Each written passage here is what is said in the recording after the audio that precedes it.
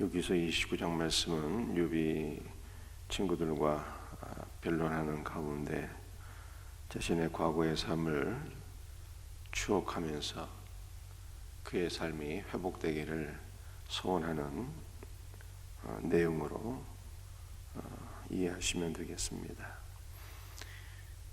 먼저 1절부터 6절까지는요, 과거 욥이 하나님과 친밀한 관계 속에 있었던 것을 추억하고 있습니다. 3절 말씀 한번 볼까요? 그때에는 그의 등불이 내 머리에 빛이었고 내가 그의 빛을 힘입어 암흑에서도 걸어다녔느니라. 욥이 하나님과 동행하던 시절의 모습을 보여주고 있어요. 등불이 내 머리에 비쳤다는 것이 무슨 뜻일까요? 시편 119편의 주의 말씀은 내 발의 등이요 라고 말씀하고 있습니다. 말씀의 등불이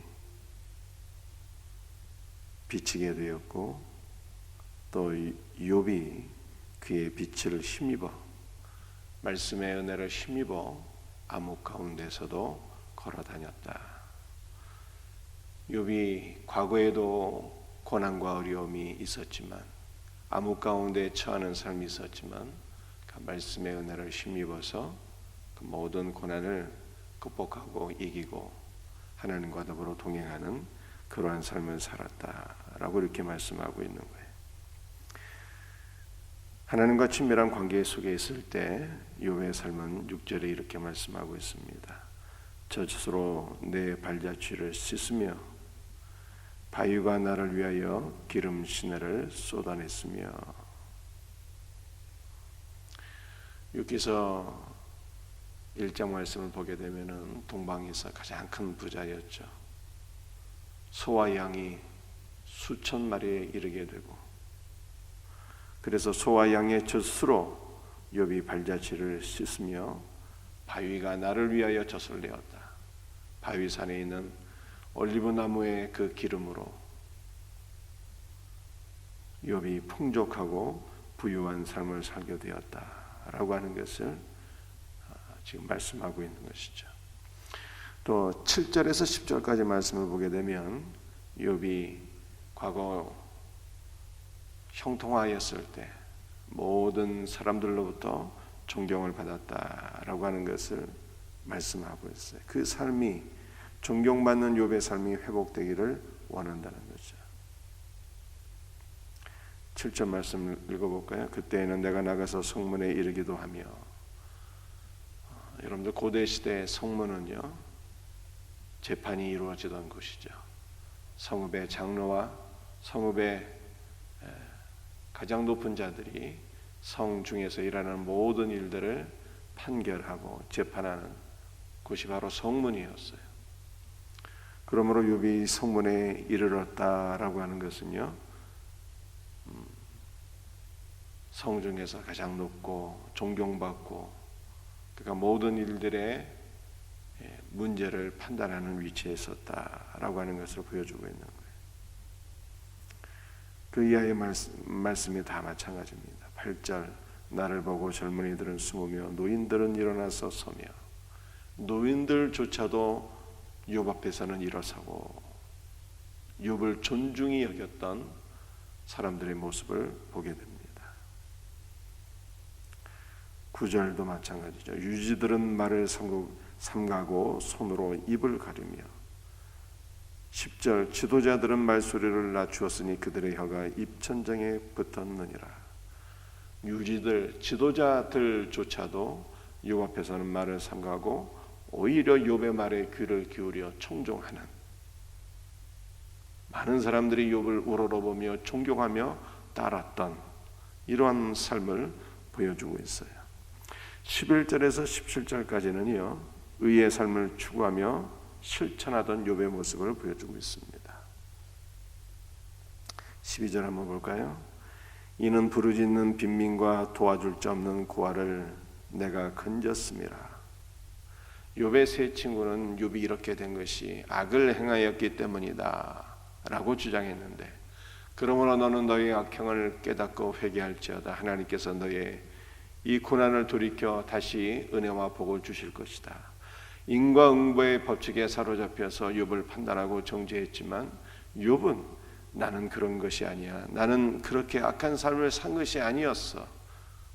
나는 하나님과 동행하는 삶을 살았고 또 모든 이들은 나를 존중히 여기고 나의 말에 청종하고 또 나는 하나님 앞에서 의를 행하였으니 빈민과 도와줄 자 없는 고아를 내가 건졌음이라 구원하였음이라 이렇게 얘기하게 된 것이죠. 13절에도 망하게 된 자도 나를 위하여 복을 빌었으며 과부의 마음이 나로 말미암아 기뻐 노래하였으리라. 망하게 된 자, 과부들, 성경에서 말씀하고 있는 가장 빈궁한 자들, 내가 이런 사람들을 외면하지 아니하였고 이런 사람들을 구하여 주었으니 이들이 나를 위하여 다 복을 빌었다는 거예요.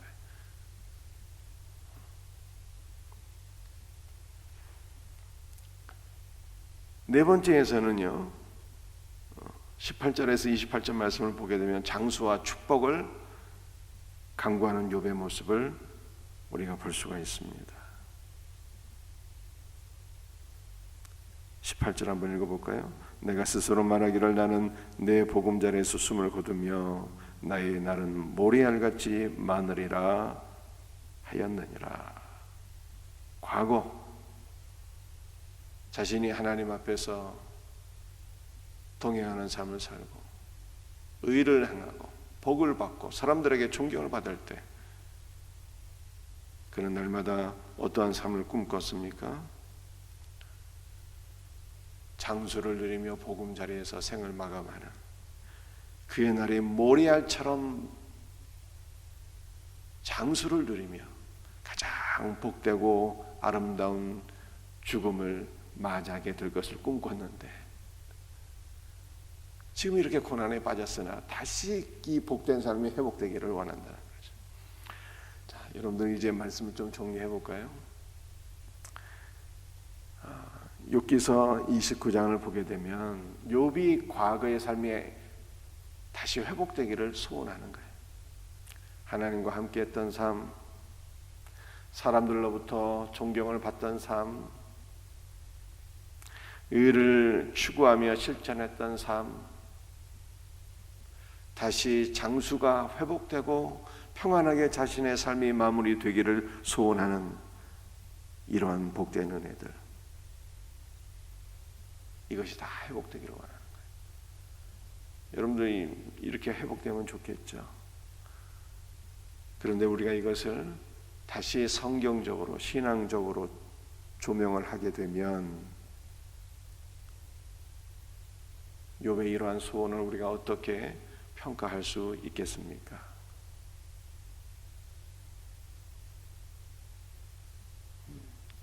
믿음의 눈으로, 말씀의 눈으로 욥의 소원을 판단해 보게 되면 신앙적인 것이 아닌 거예요. 왜 그럴까요? 욥의 삶이, 욥의 소원이 이루어지는 것이 참된 신앙이 아니라라고 하는 것을 우리는 바울의 고백을 통해서 이해하게 돼요. 바울이 빌립보서 1장 20절에서 이런 말씀을 하게 됩니다. 살든지 죽든지 내 몸에서 그리스도가 존귀하게 되게 하려 함이니라. 여러분들 바울의 소원은 딱 한 가지였어요. 살든지 죽든지 내가 살고 내가 죽는 거 그거 별로 중요한 일 아니야. 내 몸에서 그리스도가 존귀하게 되게 하려 함이니. 바울의 소원은 딱 한 가지. 그리스도가 존귀하게 되는 거예요. 여러분들 그리스도가 존귀하게 된다고 하는 것이 무슨 뜻일까요? 두 가지 의미가 있는데 이것을 또 두 가지 차원에서 적용할 수도 있겠습니다. 존귀하게 된다고 하는 단어의 이 원어적인 의미는 증가한다는 거예요. 첫 번째는 증가한다. 두 번째는 찬송한다, 영광을 돌리기를 원한다, 이런 뜻입니다. 바울은 1차적으로는 자기 안에서 그리스도가 증가하고 그리스도가 성장하시고 그리스도로 충만하게 되기를 원했고요. 그리고 그리스도로 충만한 나를 통해서 주님께 찬송과 영광을 돌리기를 원했어요.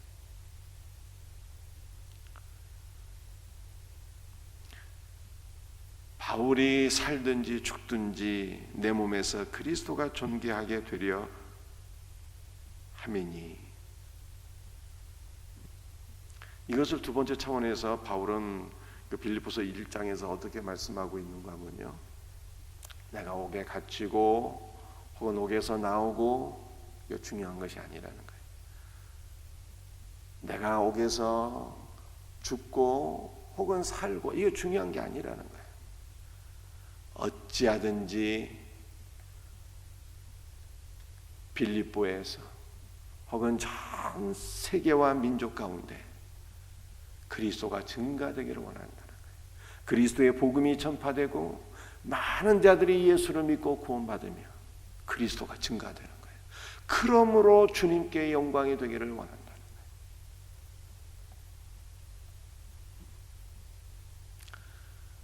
바울이 감옥 밖으로 나오면 어떻게 될까요? 감옥 밖으로 살아서 나오게 되면 그가 복음을 증거할 것이니, 그러므로 그리스도가 증가되고 하나님께 영광이 될 것이고,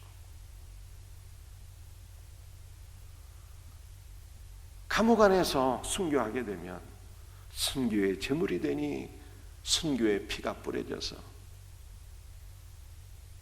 그리스도가 증가되고 그리스도께 영광이 될 것이고, 또는 어떤 사람들은 바울을 위해서 복음을 증거하니, 야, 바울 사도가 감옥 안에 갇혀 있으니 우리가 더 열심을 내야 되겠다. 바울을 위해서 복음을 증거하게 되니 그리스도가 증감으로 그리스도께 영광이 될 것이고, 어떤 사람은 시기와 질투로서 복음을 증거하니 그리스도가 증가되고 그리스도께서 영광을 받으실 것이요. 빌립보 1장에서 바울이 이걸 얘기하고 있어요. 바울의 관점은요, 내가 살고 죽는 거 중요한 게 아니다는 거예요. 오직 그리스도께서 내 안에 증가하시고 오직 모든 나라와 민족 가운데서 그리스도를 믿고 구원받는 자들이 증가되고, 그러므로 그리스도의 나라가 확장되고 주님께 찬송과 영광이 되기를 간절히 소원하는 것, 이것만이 바울의 소원이었다니까요. 이 바울의 소원에 비추어 봐서 욥의 소원은 어떻습니까? 결국 자기가 드러나는 거예요. 자기가 하나님과 동행하는 삶을 통해서 물질의 복이 회복되고 많은 사람들의 칭찬과 존귀와 영광을 얻고 내가 창수하고 평안한 삶을 누리며 내가 의를 실천하고 그러므로 사람들에게 나에게 영광을 돌리고 많은 사람들이 나를 축복하고, 결국 내가 드러나는 것은요, 율법이에요. 사랑하는 성도들이요, 내가 드러나는 삶이 크리스찬의 삶이 아니라 크리스찬의 삶은 주 예수께서 증가하시고 주 예수께서 드러나시고 주 예수께서 영광을 받으시는 것이 크리스찬의 삶이에요.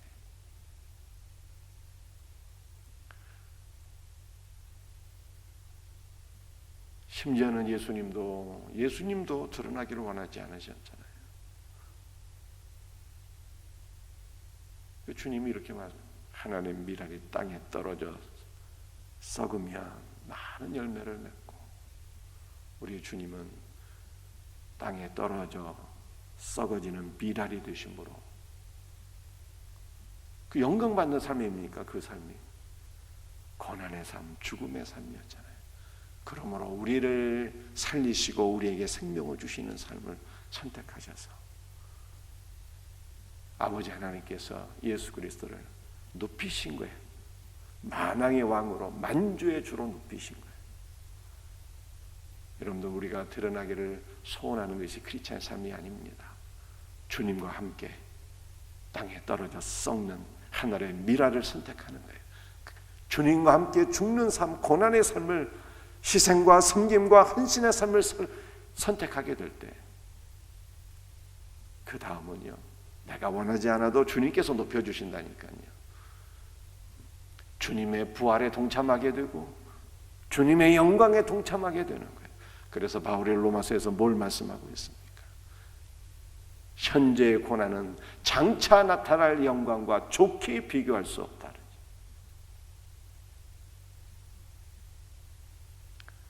사랑하는 성도들이여, 욥처럼 내가 드러나는 삶을 선택하지 말고 바울처럼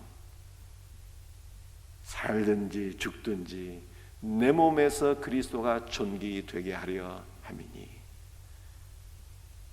오직 그리스도가 증가되고 그리스도께서 영광을 받으시는 삶을 선택하고 사모하시기를 주 예수 그리스도의 이름으로 축복합니다. 기도하시겠어요?